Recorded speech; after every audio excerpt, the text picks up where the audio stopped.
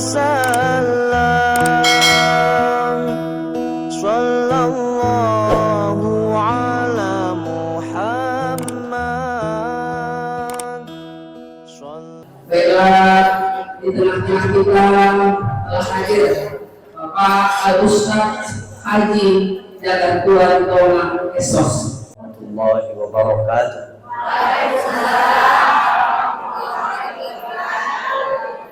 Alhamdulillahi wa kafa, wassalatu wassalamu ala sayyidina Muhammadin al-Mustafa wa ala alihi wa sahbihi ahlas sidqi wal wafa.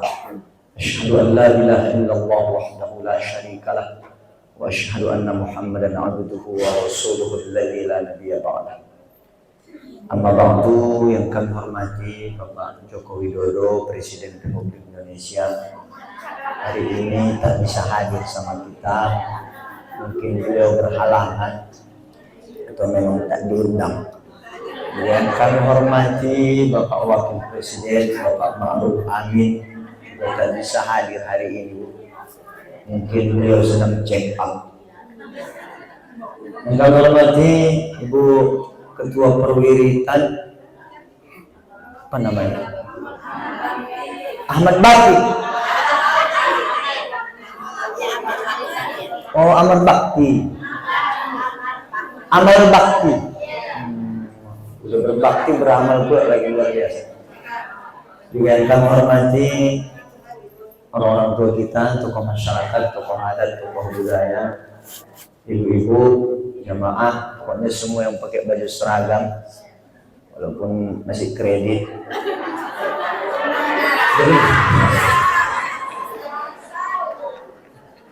Alhamdulillah baru lunas. Belum lagi kalau nanti ada lagi wirid baru, seragam lagi. Stres lah laki ibu di rumah. Masih cicilan seragam tiap hari. Umumnya kaum muslimin dan muslimah yang dimuliakan Allah, mohon izin Bu, agak keren kaki, jadi duduklah. Karena ini udah di ujung-ujung ini Bu, apalagi bulan Maulid kan. Iya, ini agak-agak bekas-bekasnya Lin sama orang ibu ini hari ini. Namanya Ustadz pula Bu kan, jadi musimnya Ustadz pula, ini habis Covid pula. Nah Bapak Ibu, tak sah acara kita kalau tak bersyukur pada Allah dengan ucapan Alhamdulillah, karena kita semua masih sehat. Kalau ada yang sakit hari ini, Allah angkat penyakitnya. Kemudian Allah beri kita nikmat hidup. Artinya kita semua masih hidup sampai hari ini dan tak ada yang mati. Ada yang mati Bu? Yang hidup semua. Dan Allah masih kasih kita kesempatan, apakah mau mati kita dalam keadaan husnul khotimah atau dalam su'ul khotimah. Nah Bapak Ibu jamaah yang dimuliakan Allah, juga tak lupa salawat dan salam kepada junjungan kita Nabi Muhammad sallallahu alaihi wasallam. Allahumma salli ala sayyidina Muhammad wa ala ali sayyidina Muhammad. Mudah-mudahan kita semua mendapatkan syafaat dari Rasulullah. Amin ya rabbal alamin. Sebelum tausiah, kenalan dulu ya kan Bu. Agak santai kita nunggu asar kan Bu. Nama, kurasa ibu-ibu tidak tahu nama ustadznya siapa kan? Jadi nama orang sini. Jagar Tuaritonga. Nah, itulah nama kita, yang pasti bukan Rizky Bilar. Jagar Tuaritonga. Umur 31. Nah, sudah berapa lama kira-kira Bu? Tak terasa ya Bu? Tidak terasa, dulu anak ini masih koci, sekarang udah tambah koci. Dan sudah menikah. Dapat istri orang Padang. Padang Bukit Tinggi, orang Padang. Padang.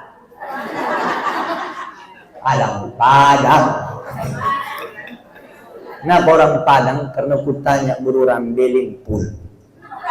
Kasibuan 70, harahap 100, Nasution 120, dari Jawa 70 juga. Ada semarga sama kayu Regar 150. Padahal kami Jawa Tinggi. Tanya mama, kok Oma serselimpul belinya pakai mana menurut mama? Nggak bisa porting lagi, nggak bisa lagi. Makanya aku ambil buru padang loh. Alhamdulillah aku pula yang cair ya. Orang itu yang beli aku.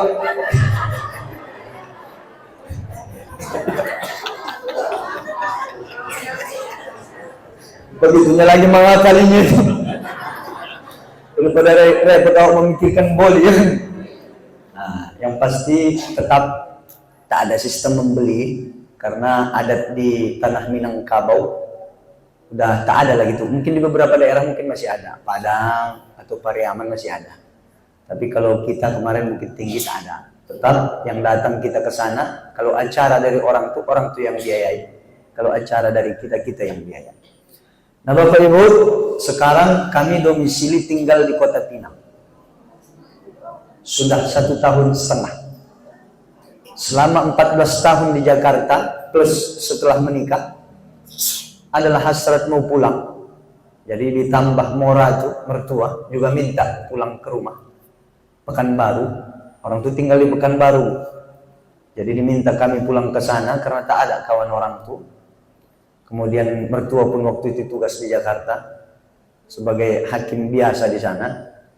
Lalu pindahlah kami. Pindah ke Pekanbaru, ditambah lagi kondisi Pak Jokowi tambah kurus. Aku tidak mau lagi aku di Jakarta itu gitu. Takut aku tambah kurus juga aku. Jadi pindah ke Pekanbaru. Sampai Pekanbaru 2,5 tahun. 5 tahun kami menikah, tak juga Allah kasih keturunan waktu itu. 5 tahun menunggu. Apa saya sampaikan sama istri, Dek? Tujuan kita menikah bukan untuk punya anak saja, tapi tujuan menikah ibadah.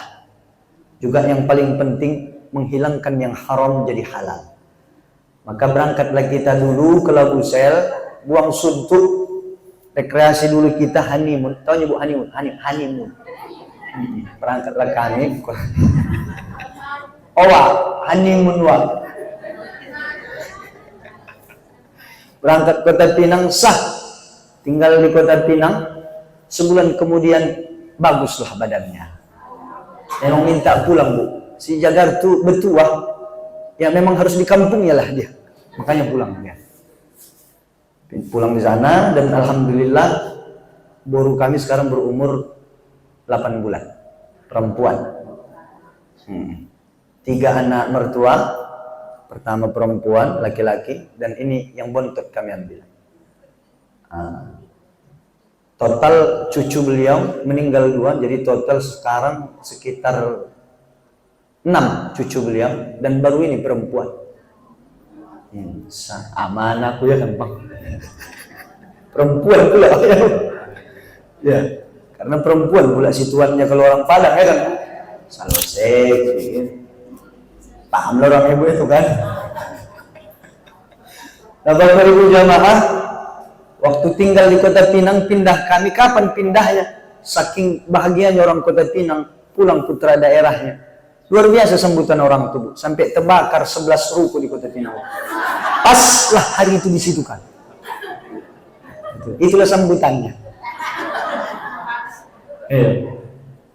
Dan alhamdulillah doakan kami Bu, mudah-mudahan kami betah tinggal di Kota Pinang. Tapi kalau ditanya si Jagar ini anak mana?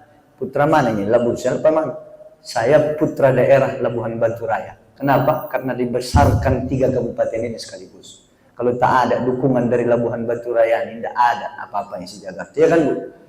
Tetap dukungan dari ibu-ibu semua, SMS, doa, ya itu. Dari mana ceritanya orang kampung yang tak ada sinyal di sana bisa juara 1 tingkat nasional? Bangga kita punya putra daerah dari Labuhan Batu Raya di tingkat nasional. Bukan cuma si Jagarnya bangga, tapi kita pun bangga. Disebutlah nama Labuhan Baru di sana. Nah Bapak Ibu jamaah yang dimuliakan Allah, berhubung sekarang sudah pemekaran, maka apa boleh buat, kami lebih memilih tinggal di sana. Ditambah butuh juga. Di sini yang banyak Ustaz. Di sana banyak, kurang kami di sana. Makanya kusuruhnya di sini Ustaz Randy, Buya Hamid, pindahlah ke Kota Pinang. Bilang, hebat kali kau anaan kau nyuruh pindah kau. Nah, Bapak Ibu jamaah, hari ini kita memperingati Maulid Nabi Muhammad sallallahu alaihi wasallam. Apa itu Maulid? Maulid artinya waktu kelahiran. Maulud ada juga. Di Jakarta tiap hari maulud Bapak Ibu. Dulu aku balik. Di Jakarta ada namanya maulud. Maulud itu tiap hari. Bolehkah kita mengadakan maulid? Kalau maulid ini perlu kita tengok lagi katanya. Maulid itu waktu kelahiran. Kalau maulud itu orang yang dilahirkan. Berarti kalau ada yang bertanya apa hukum maulid, dia sedang bertanya apa hukum waktu Nabi Muhammad lahir. Kemudian kalau maulud, apa hukum maulud Nabi? Berarti dia bertanya apa hukum Nabi Muhammad lahir. Jadi ini dua-dua tak ada hukumnya. Kalau kita kembalikan ke usul fiqh, hukum tak berlaku pada waktu dan benda. Sama halnya macam pisau. Pisau apa hukumnya? Tak ada hukumnya Bapak Ibu. Tapi kemana arah pisau ini kita gunakan? Kalau masuk ranah manfaat, maka dia masuk ke ranah hukum. Kalau kita buat pisau ini untuk membelah kayu, kita buat pisau untuk potong bawang, potong cabai, maka jatuhnya mubah. Kemudian kalau kita buat dia untuk membunuh tanpa alasan yang tak jelas dan tak ada perintah Allah dan Rasulullah, tak ada ajaran dalam Islam, membunuh, maka dia jatuhnya haram. Sama halnya dengan peringatan Maulid Nabi Muhammad. Kalau pertanyaannya bukan hukum Maulid Nabi, tapi pertanyaannya hukum peringatan Maulid Nabi, apa hukumnya? Baru masuk kita.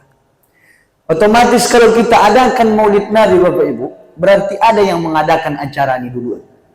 Siapa yang mengadakan peringatan Maulid Nabi duluan? Jauh-jauh hari sebelum kita semua ada, kakek kita semua ada, di abad ke-17 hiduplah seorang sultan bernama Sultan Salahuddin Al-Ayyubi. Pusat pemerintahannya ada di Mesir. Dulu kalau kita kenal Bapak Ibu, ada namanya tentara salib. Tentara salib ini umat Kristen, peperangan antara umat Islam dengan tentara salib untuk merebut Yerusalem, kota suci kita, dan sampai saat ini belum selesai. Nah, dia rebut ini, gempur habis-habisan, tak sanggup umat Islam menggempurnya, maka pupuslah semangat umat Islam. Streslah Salahuddin Al-Ayyubi. Berangkatlah dia dari Mesir menuju ke Syria Utara. Ada bupati di sana namanya Muzaffaruddin, sekaligus ipar beliau. Jadi apa kata Salahuddin? Wahai iparku, ini aku agak stres aku ini. Kenapa? Semangat umat Islam ini melemah semuanya, letoy semua umat Islam sekarang. Agak mati-mati. Enak tadi katanya.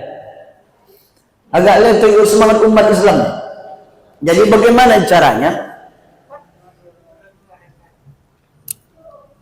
Bagaimana caranya supaya semangat umat Islam ini bisa bangkit kembali? Adakah solusi yang bisa kau berikan? Kata Sultan Salahuddin. Datang Muzaffaruddin. Aku punya solusi begini. Apa itu? Buatlah satu acara. Acara apa? Ini kan bentar lagi mau Rabiul Awal. Apa salahnya kalau kita buat acara peringatan Maulid Nabi? Apa isi acaranya? Jangan hanya sekedar hura-hura saja, kata Salahuddin. Buat acara sayembara, perlombaan. Siapa yang bisa membuat syair atau qasidah berupa prosa yang sifatnya syair yang indah, kata-kata yang indah, sejarah kehidupan Nabi Muhammad mulai dari lahir atau bahkan sebelum lahir sampai beliau meninggal dunia, maka siapa karyanya paling indah, dia berhak mendapatkan hadiah dari Sultan Salahuddin Al-Ayyubi. Setuju Salahuddin, pulang dia ke Mesir. Sampai di Mesir, masuk Rabiul Awal, dibuatlah sayembara ini Bapak Ibu. Disebar undangan, masing-masing mengirim utusan. Datang dari Maghrib, datang dari Syria, datang dari Mesir, datang dari Irak. Masuk semua, dikumpul, lahirlah satu pemenang. Siapa nama pemenangnya? Namanya Syekh Ja'far bin Husain, salah satu cucu cicit baginda Nabi Muhammad sallallahu alaihi wasallam. Dia dari mana? Dia berasal dari kota Barzanj, Iran. Maka dia berhasil sebagai pemenang. Nama kitabnya apa yang dia karang? Namanya Kitab Iqdul Jawahir. Apa itu Iqdul Jawahir? Artinya kalung permata. Fi maulidin Nabi sallallahu alaihi wasallam. Pada kelahiran baginda Nabi Muhammad. Maka dia berhasil sebagai pemenang. Syairnya pun dibagikan Bapak Ibu. Habis dibagi, berpikir lagi Salahuddin bagaimana caranya supaya syairnya bisa sampai ke seluruh penjuru negeri. Maka berangkatlah dari negeri Sumatera naik haji ke tanah suci Makkah. Sampai di Makkah, setelah melakukan ibadah haji, datang utusan Salahuddin, dibagikannya lah syair ini kepada masyarakat kaum muslimin. Baru apa kata dia? Azan masuk. Baik, kita break sejenak. Sudah masuk azan, nanti kita lanjutkan lagi, Bapak. Dan Allah wa iyyakum ajma'in. Assalamualaikum warahmatullahi wabarakatuh.